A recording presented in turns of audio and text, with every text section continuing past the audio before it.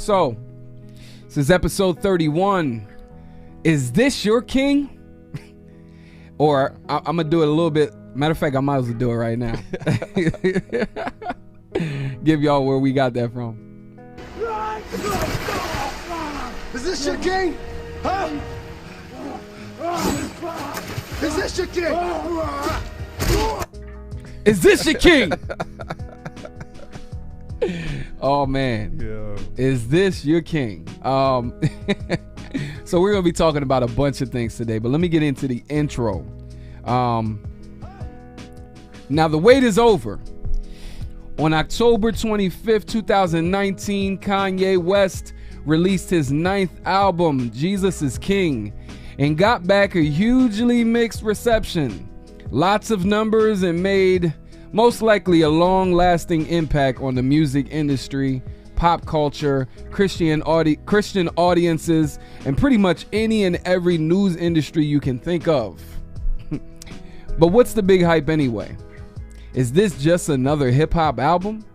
Isn't this just another ungodly celebrity turned Christian who will most likely go back to his worldly ways in a little while? Is there really something major about proclaiming Jesus as king? Or is this statement soon to become an overused pop culture phrase that will mean nothing in a few weeks? Man has obsessed for a long, long time over who is king of this and of that. But is Jesus the one and only true king that actually is worth talking about? Let's discuss all of this and so much more tonight in episode 31 of The Basement. Is this your king? So spoiler alert. Jesus is king, man. Jesus is king. Right. We haven't done this yet on the podcast. What? Because a couple weeks ago we did talk about when we heard Kanye came to Jesus, and we talked about him in the Sunday services and the album that was coming out, and then we got into other celebrities that professed faith in Jesus, but a bunch of them fell off and some of them just didn't show fruit at all. Right. Then we did talk about the faithful few, the ones like No Malice and Jin. And we talked about some of those celebrities. Apollonia. Her. There was a couple celebrities that actually were the real deal, at least from what we could tell, when it came to coming to Christ. So now that we listen to the album, Jesus is King, I've heard it probably about 20, maybe 25 times. How many times did you listen to it? Plenty. On my way up to visiting a college with my daughter, so I just had it on loop. Okay. So that was crazy. And that was like a 3.5 hour drive. What did your daughter say? She was knocked out. She was sleeping. For real? Dang. Right. Did the album slay her in the spirit, or she was just tired? She was tired. Oh, okay. All right. She was tired. No offerings, no slit. None of that, huh? No. Okay. So what did you think of the album? I have to give him props. The quality of the album was sound. Of course, the mix. Being an engineer, I was hearing the quality of it. The production, I would say, was creative, very diverse. You know what I mean? I just love the diversity in the production. And one thing I appreciated about the album that really got to me was that almost like it's like I told you before, I heard Timothy Brindle's The Great Awakening album, and I didn't know him at the time. So when I heard it, I felt like, genuine conversion happened. That's what I heard on the album. Something happened to this dude. I don't even know the dude, but I can hear it in the album. Timothy Brindle? Yeah, in The Great Awakening, right? So wait, are you saying Timothy Brindle you didn't always do Christian rap? No, I think he was a MC in the world. He rapped. Yeah, before that. So you heard? No, I didn't hear that. Oh, okay, got you. I'm just saying, when I heard the Great Awakening album, okay, I was like, something genuine happened here, something real. I got you. You know what I mean? Yeah. And I got that same vibe with Kanye's album. Okay, gotcha. I could be wrong, but I'm telling you what I experienced as I was listening to it. And I think when I heard the album, I would say that it put to shame those who, you know, in Christian hip hop have settled to be covert with the gospel. Yeah, for sure. You know what I mean? For I sure. also felt that too. Like, he's just blatantly open Yeah. with Jesus, with the gospel. And it's like, I kind of thought about other people that kind of settled to be covert with it. I think it showed how backwards many have become because of their wanting to be culturally sensitive. You know what I mean? For like, sure. Kanye's not concerned with that, you know, and I appreciated that. And I appreciate that the gospel is being proclaimed at his, you know, with the pastor. What's his name? The pastor that preaches for him on the Sundays. Jason or No, Adam Tyson. Adam Tyson, Yeah. right? So the gospel is being proclaimed, you know, and the album was dope. And now I'm just taking the position of praying and hoping for his growth. You know what I mean? But overall, the album had an impact on me. I ain't gonna lie. I'm still bumping the album. I was listening to it this morning on my way to work. Yeah. Heard the album, love the album. Sonically, it sounds great. Musically, it sounds wonderful. I've always been a fan of Kanye because of his style. He's brash. He's bold. He makes you think when you listen to his music, and then on top of that, he helps you vibe out with his music. Has that like soulfulness, and it has the choir sound to it. I love that. Yeah. I was raised on that type of sound. Me- The soul, me the too, choir, boldness, like that to me embodies gospel music. Yeah. So him doing Yeah. gospel music, just naturally he fits right in. Yeah, I'll be honest. I didn't have the vibes that I did with like when KRS-One came out with. I'm trying to remember when he came out with Spiritual Minded. I think it was his 10th album back in 2002. Right. He was trying to be gospel, whatever. You can tell by listening to that album that it wasn't Christ-centered. It was just a spiritual exploration. You know what I'm saying? Right. But Kanye's album is different. Right. It was just a blatant, like, in your face Jesus with it. Do you think there's too much hype around Jesus is King being released and Kanye's conversion? Too much hype. I think there's too much controversy. I'll say that. I think there's too much controversy in it. Right. And I think it's uncalled for. I think, especially within Christians, you know, Christians should be in prayer. They should and wait. I think when it comes to the hype, I think that there can be too much hype and it can lead to idolatry when you're focused on Kanye. Yeah.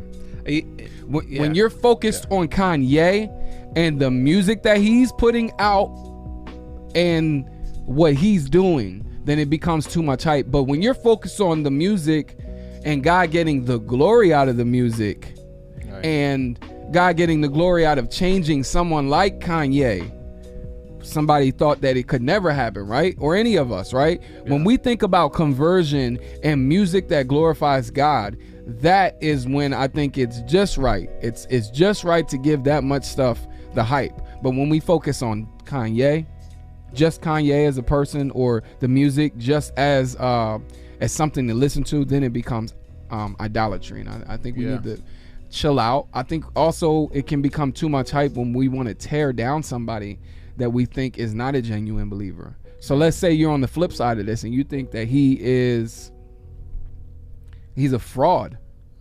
When you're spending all your time tearing somebody else down, then it also becomes idolatry as well. And I think even presuming on people, right, who you know listen to the album or you know are hopeful. You know what I'm saying? Like I've seen comments where people are saying things like, you know, people looking for a hero in the Christian, you know, in Christianity, and it's like that's not even the case. You know what I mean? Right. Like we're hoping and we're prayerful, and we have to be discerning. So of course I listened to the album, you know. So yeah. I wasn't running with it saying, yo, this is gonna be a great album. I was like, yo, I gotta hear what's going on. If you go back a couple weeks, because we did talk about this a little bit on The Gospel Goes Hollywood, episode 26. If you go back, and you can even check the basement out because I posted clips of the whole episode.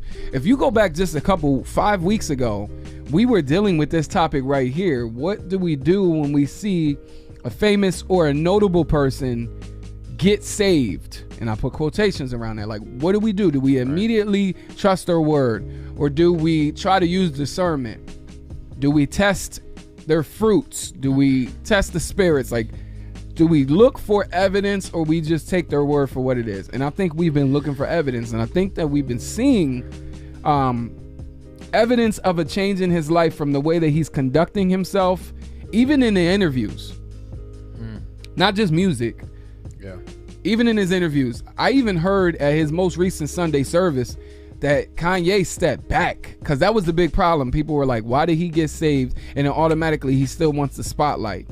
I heard that he fell back, like he's falling back at his services. He might get up there because it's called Kanye service, so they want to hear from him. He might get up on the mic, say, how y'all doing? Thank y'all for coming out. But I heard that he's been falling back and letting the choir leaders and the choir members do what they do and the preachers do what they do. I heard that there was a really good word spoken just recently too. Yeah, and the rumor is he's being encouraged to do that. Yeah. You know, which is step cool. Back a little bit and, you know, and let God do what he do. Right, and get discipled, get, you know, built up. And from what we know, Adam Tyson is still going there, right? Yeah. Teaching them.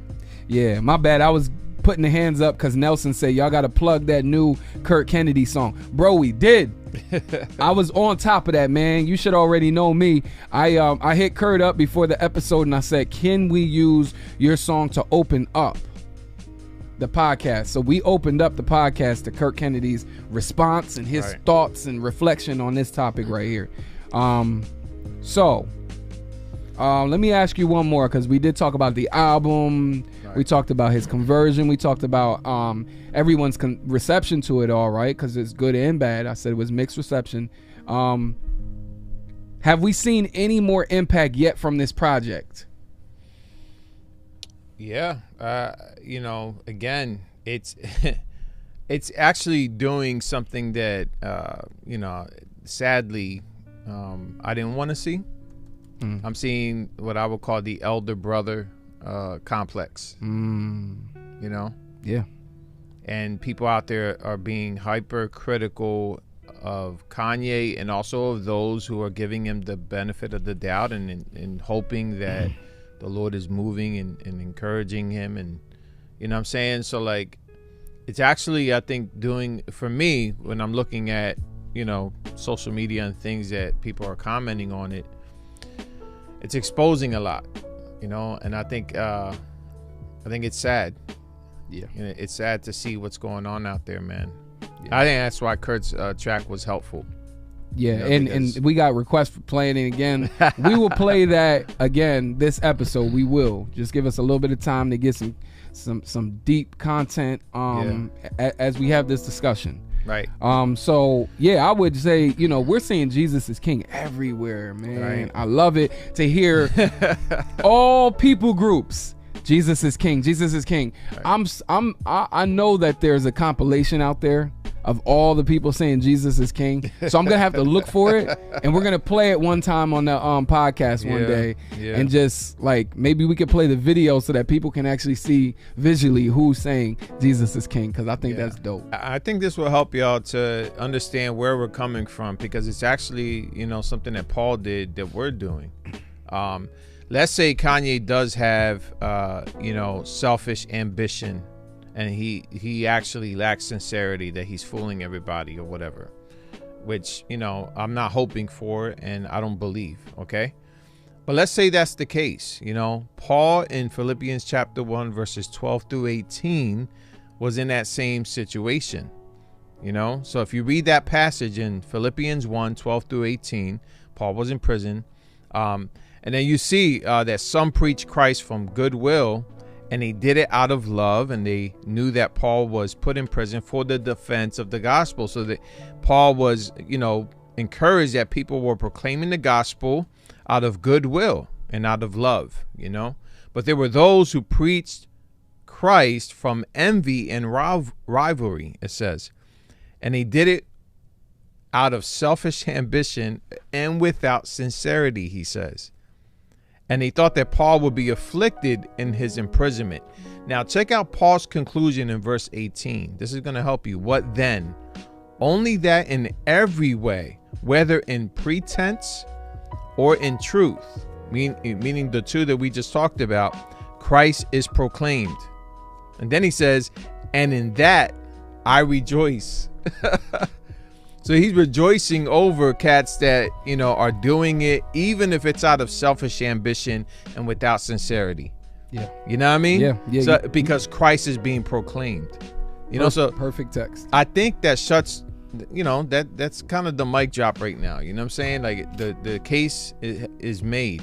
We're not assuming on God's view of things. Only God knows ultimately. What we're saying is we can only hope, we can only pray, but even if it's out of selfish ambition and without sincerity, Paul here rejoiced because the gospel is being proclaimed, Christ is being proclaimed, and we're doing the same. Jesus is king. Yeah. Yeah. And we're proclaiming and rejoicing at the fact that unbelievers, when you ask them, what's Kanye's album again? Jesus is king. Right. Amen. Right. You know what I mean? Right. That's where we're coming from. Yeah. No different than Paul. So